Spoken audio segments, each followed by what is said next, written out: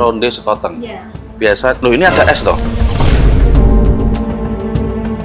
Sebelum pulang ke Solo, kita mampir ke Ronde Jago Salatiga. Mbak, ini rondenya ada berapa macam ini? Rondenya ada 3 macam. Apa aja? Ada ronde sekoteng, itu isiannya komplit, kuahnya rempah, kuah bening. Terus ada ronde sekoteng campur kacang, itu Campur kacang. isiannya juga komplit, tapi kuahnya sari kacang tanah. Oke. Terus yang terakhir ada wedang kacang, itu isiannya cuma bulat-bulat rondenya itu ketan sama kacang. Loh ini ada es toh? Iya, bisa Biasanya es, Pak.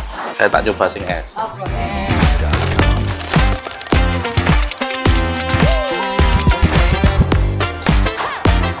Ternyata ronde pakai es enak juga ini. Seger, tidak terlalu manis juga. Jadi tidak enak karena cahayanya sudah lembut dan tidak terlalu pedas. Jadi ringan sekali, enak sekali. Rekomen kalau ke sini siang-siang es ronde sekoteng.